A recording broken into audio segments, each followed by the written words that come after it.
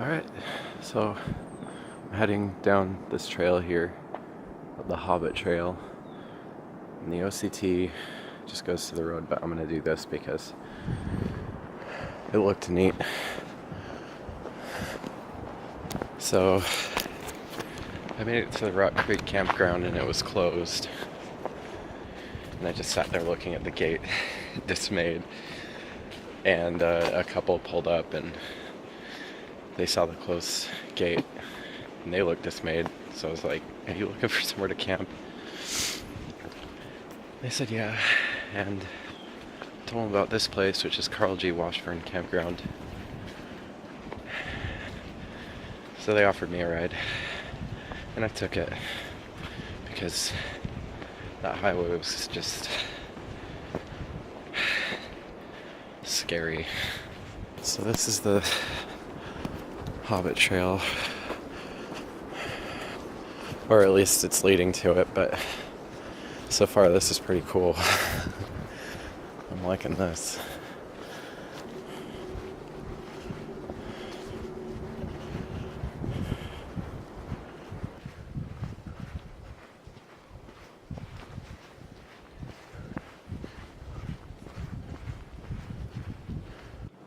So that's why they call it the Hobbit Trail.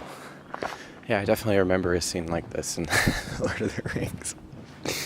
They cross that steel bridge. Yeah, I'm getting it now.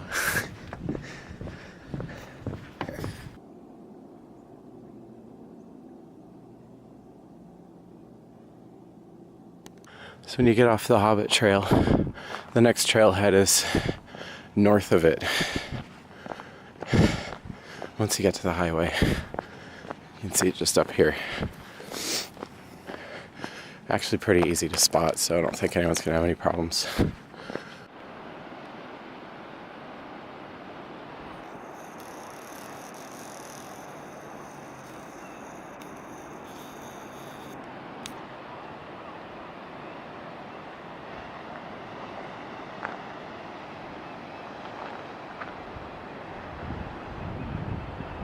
Alright, well, that bridge over there leads into the tunnel, so I did not circumvent it by taking this trail, but doesn't mean it wasn't worth it, because it's pretty cool up here. So, yeah, you know, it's a bummer, but what can you do? Oh, looks like they clear cut this whole thing however long ago. Now look at it. It's pretty. Alright, well, up to the bridge, I guess, which is very annoying. Well, not very annoying, I'm not mad about it or anything. I just have to get back up to the highway. You can see we're pretty far down here. So, need to get up to the 101 and then now hitch through the tunnel, I guess. Man, it sucks. But check out this beach.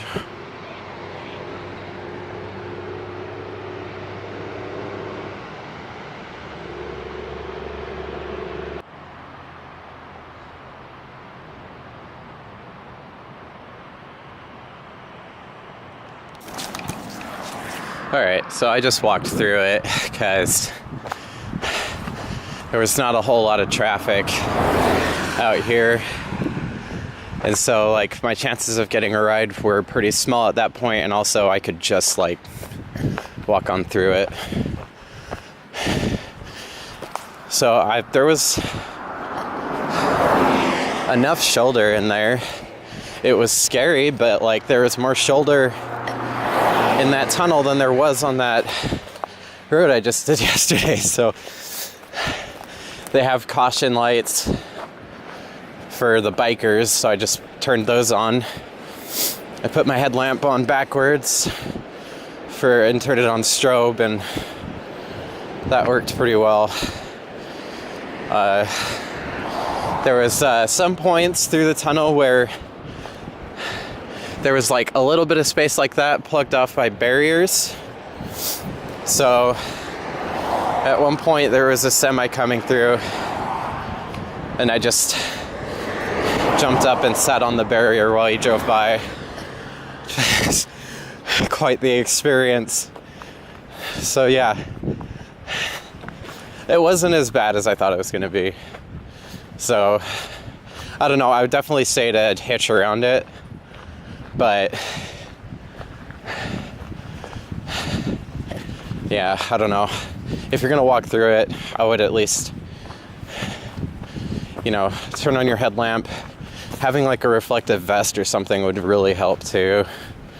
So yeah. Just for reference, there was about this much of shoulder. Here's my feet.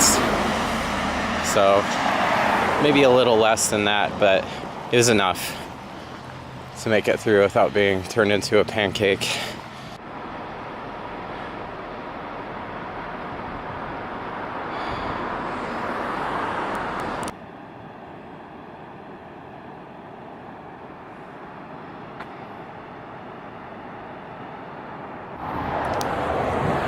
Okay, so the next beach access trail is right up here. You'll see a sign for a place called South View, something or another. I don't know what it is, but... And then just down here on this next parking shoulder is a trail going down to the beach, and I'm so glad that it actually exists. And I wasn't just seeing things on Google Maps because I'm so ready to get off this road.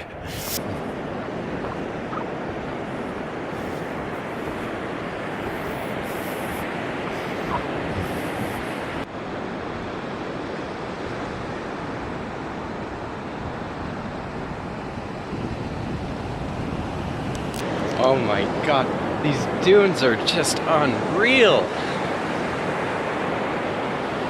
Can you believe this? I had no idea this was coming. Not even up from the road, I couldn't really see it, you know? Like I saw that there were some big sandy hills, but like, I didn't expect this. This is just what I love about like long distance hiking, is just like, you just see stuff you never expect to see, and then you get to walk through it. Oh, this put a big old smile on my face. Which is nice after the last two stretches of road I had to walk. And then that tunnel, those weren't why I go out for long hikes. Those just sucked, but this is like, man. And I have like so much ahead of me too. I think I might prefer this to like the big rocky outcroppings, you know, that you see at like Cannon Beach and stuff. I'm really digging these dunes. I'm glad I don't have to walk over them,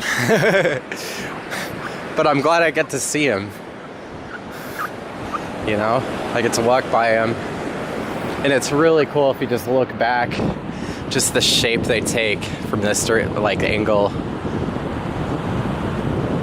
God damn, this is cool. This might be like the highlight of the trip so far for me. And there's been some cool stuff on this.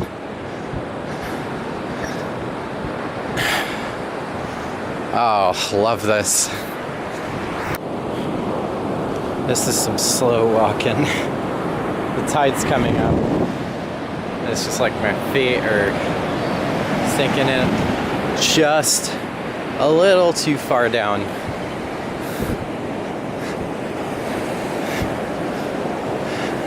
It's pretty, but it's wearing me out. Ooh, this is nice and firm right here. Ooh. Fast walk, fast walk. And we're back to the slow walk.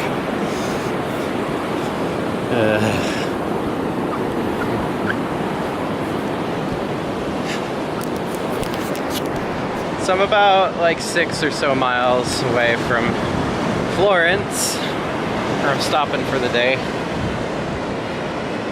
It's getting hot. It's getting pretty hot. But there's a nice breeze coming in from the north, blowing south. So that's nice. It's keeping things just cool enough, but I have the sun bearing down on me from the other direction. So,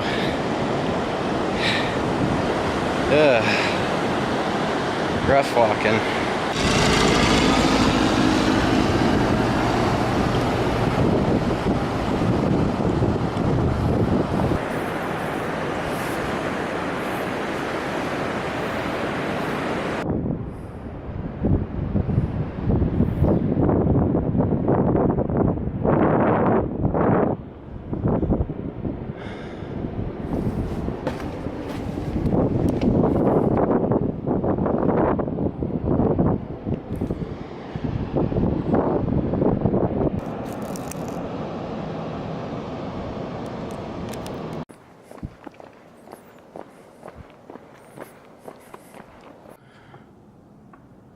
So, walked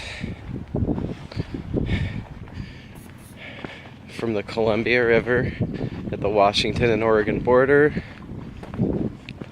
down to Florence and ran out of money. So we had to call it there, unfortunately. And initially I was pretty devastated. Like, just running or just ending a hike over something so stupid, like running out of money, and that has enough power to just end the hike. And then I just kind of remembered how crushed I was eventually over failing my PCT through hike, and from there I just decided that's what I was gonna do, just go back. So at the end of the day, I ended on a high note, but I'm definitely gonna go back and finish up the Oregon Coast Trail because it was just stunning. It has a lot of long road walks, which can be a little tiresome, but it all becomes worth it once you wind up on some beach somewhere and you're listening to the ocean and smelling the nice breeze. It's just a beautiful gray or blue morning, or you're in one of those rare sections where you're going through the coastal forest. To say it's worth doing is an understatement. It's beautiful. It's not, if you're already like a long distance hiker and you've done some of these more remote trails, you know, it's not going to be what you're used to. But I think you'll find something in it that's really great. And if you're someone who's aspiring to do long distance hikes, I think that's a good one to start with, possibly. Just to like ease yourself over the worries of logistics, like, oh my god, I have to send food and I have to figure out where I'm going to send food and which day. There's towns all over the place on that trail. And I know for me, it eased some of my worries about just jumping into a trail that's not exactly known or well regarded. So a lot of people just discount it right off the bat because of the road walking. I don't know, I guess you just kind of have to like reframe your perception of it. Like, you're not on a long distance hike, you're just going out for a really cool adventure.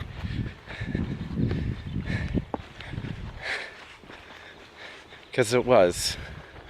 And there's not really a trail community, but there's just kind of one of those like cosmic communities where it's like you just run into some interesting folks and stuff like that, staying at some of the state park campgrounds and stuff. Yeah, I'd totally recommend it. It was incredible. I can't say whether or not it was better or worse than some of the other trails I've done. It was just different. not comparable to something like the PCT or the AT or this. So that wrapped up my 2017 hiking year. It wasn't as long, and it wasn't what I thought it was gonna be, and it never is. Things always kind of end in strange ways for me. But I'm definitely getting a little tiresome of just not completing long distance hikes. So I think 2018 is the year for me, and I'm a month or in a handful of days away from starting the PCT southbound. So